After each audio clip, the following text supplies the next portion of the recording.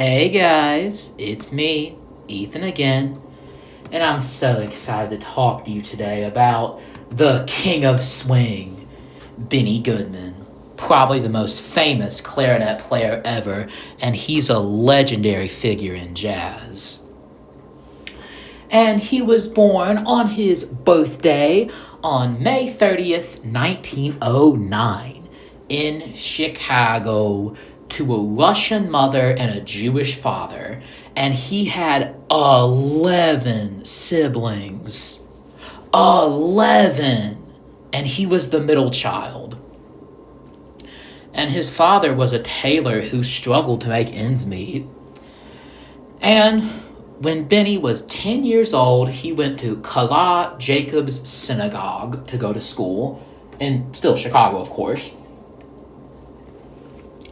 And at age 11, he was taught clarinet by a man in the Chicago Symphony. And it was there he started playing in the school band at age 11. And allegedly, when he was 15, he played on a riverboat in Chicago, on the Chicago River, allegedly. And in 1925, he got his first real, big band job with the Ben Pollack Band. And this is a song by the Ben Pollack Band that Benny Goodman was in, Did I Do. That's what it's called. Did I Do.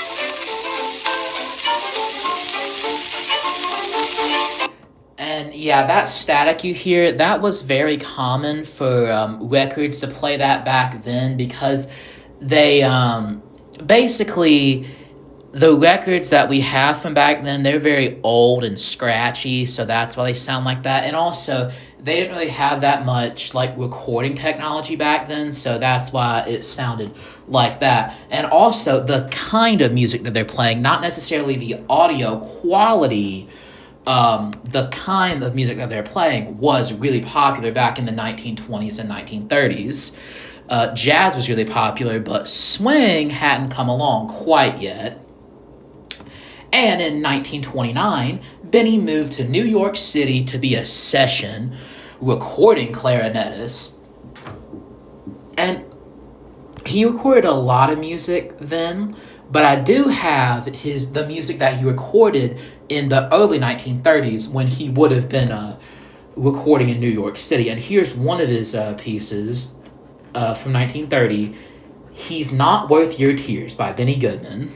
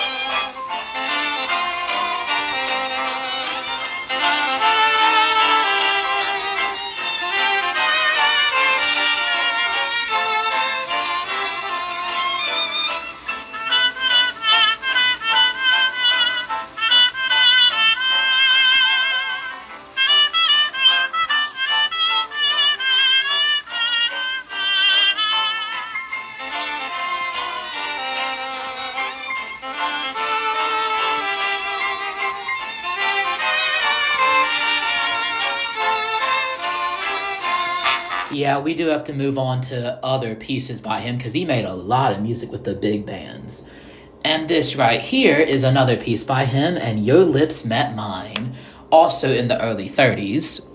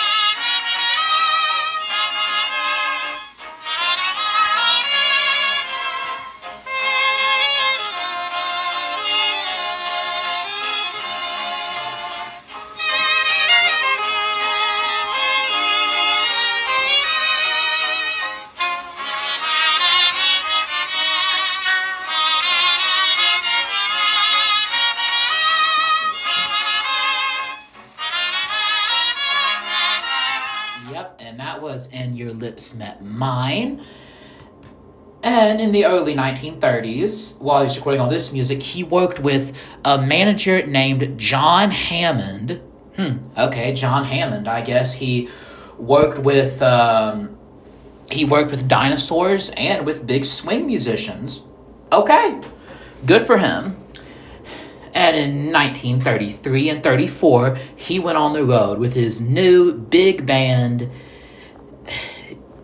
and a singer that he had just hired named Billie Holiday, who was a black singer who had also worked with Artie Shaw. He was the guy in the last episode. And in Benny Goodman's big band, he had his drummer, Gene Krupa, trumpeter, Bunny Berrigan, Jess Stacy, who was the pianist, his brother, Harry Goodman, was the bassist, Jack Teagarden was on trombone, George Auld was on saxophone, and he actually had a couple of black guitarists named Charlie Christian and Freddie Green. And yeah, he became very famous for basically being colorblind. And I'll show you guys one of his first big, like really big hits of the swing era. And swing, that's basically just like really upbeat, celebratory jazz. And it was that kind of happy music that people really needed during the Great Depression.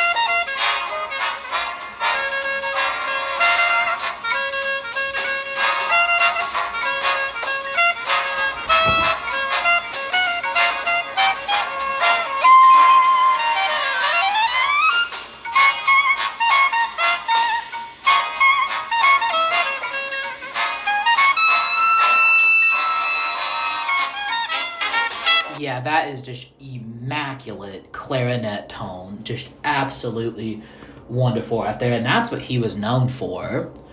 And yep, he became the king of swing. And before David Bowie was saying let's dance, Benny Goodman was right here. This is Let's Dance by Benny Goodman.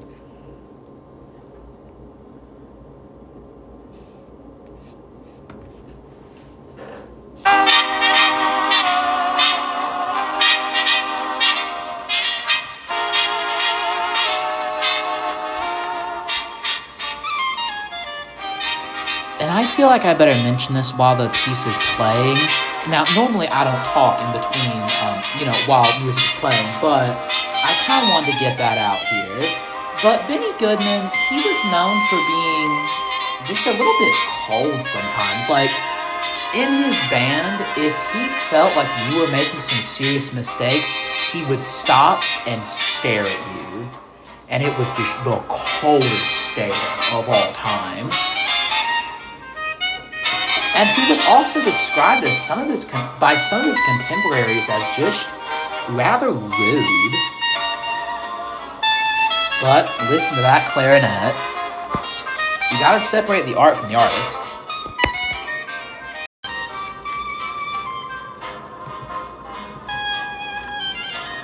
Yeah. He was often.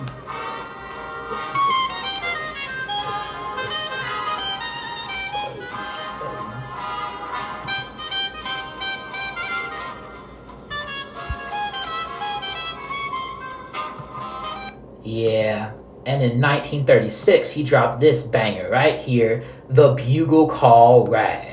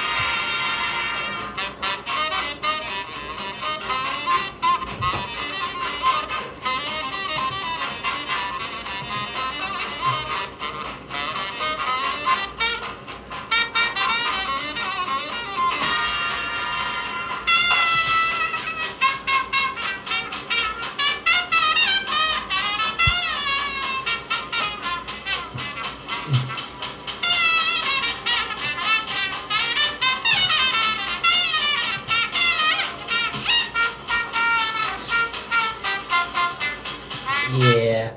Again, I gotta move on because Benny Goodman, the great thing about Benny Goodman is I highly recommend you look up more of his music because he's got so many hits.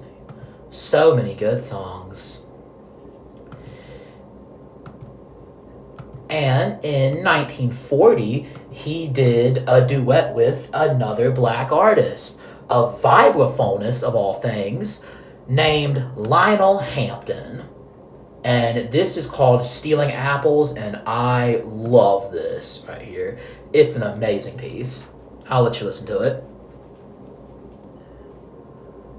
This is Stealing Apples, Lionel Hampton and Benny Goodman. This is our Professor Martinbrook, gentlemen. I see you have everything ready. Is this the music here? Well, no, we don't use any music. We haven't got anything written down, Professor. Well, we can't play without music. Well, Benny Goodman used to. Benny Goodman, I never heard the first beat you ever hear. No, I haven't. Perhaps there's something in this book that might help you, Mark. Oh, yes. Oh, just sit down, Professor. And if you feel like it, you can join in. Thank you. Mel, let's steal some apples.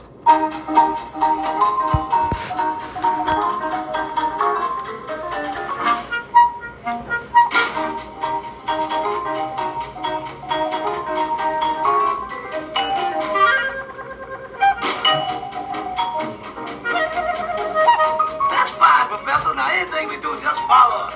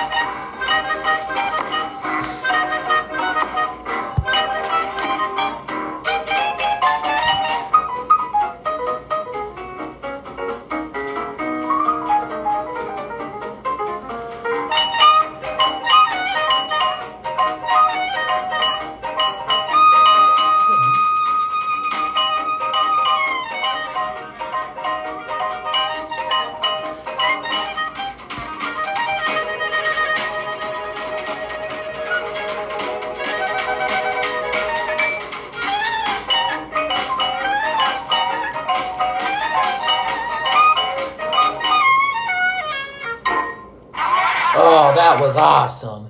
Yeah, I just could not put that one down. Yeah, that was pretty cool. And in the 1950s and 1960s, Benny, he became very famous as a jazz ambassador. And what that means is he toured all over the world. He even toured in South America, Europe, and Asia. And he even performed in the Soviet Union in 1962. And also in 1955, he got his own movie. And it's also a little bit of gossip here, but in 1938, he started dating his manager's sister, who was already married. And yeah, they basically ran away and got married in 1942 and actually ended up having 2 kids together, Rachel and Benji. So yeah, although in the late 50s and early 60s, rock and roll started getting really popular, like Elvis, the Beatles, and also Chuck Berry. Those guys started getting really popular, and swing and jazz music really waned. So Benny tried his hand at classical music with Aaron Copland, and I've already covered Aaron Copland on this show, okay? So I'll probably put his video in the top right of this podcast episode.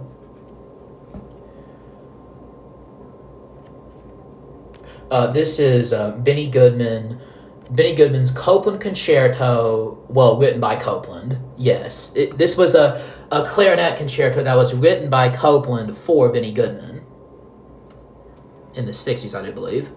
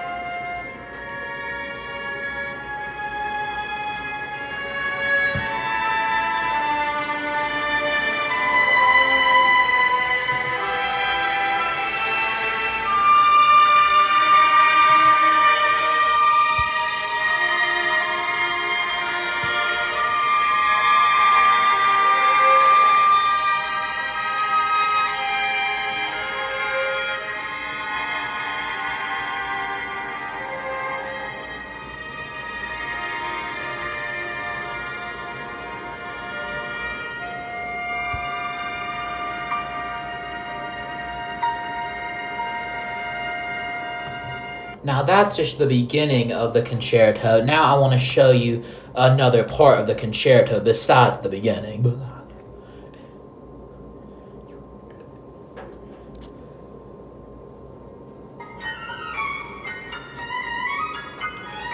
And this was actually conducted like by Copeland, by the way.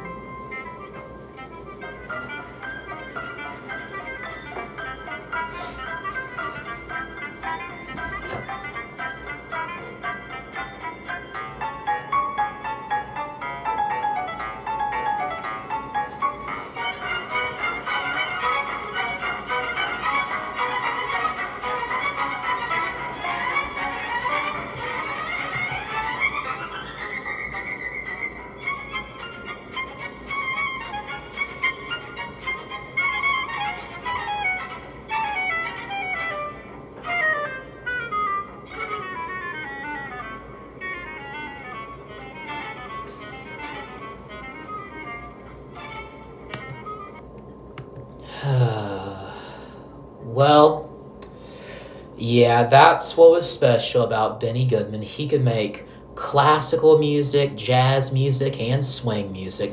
And that is not something that a lot of clarinetists can say. And another thing most musicians in general can't say is he toured all the way up until his death. He performed a week before his death. He did his last concert, and a week later, in 1986, he died of a heart attack. Man, what a life Benny lived. And that's what made him such a legend. I really hope you enjoyed this video. Thank you. And next time, there'll be a much longer video.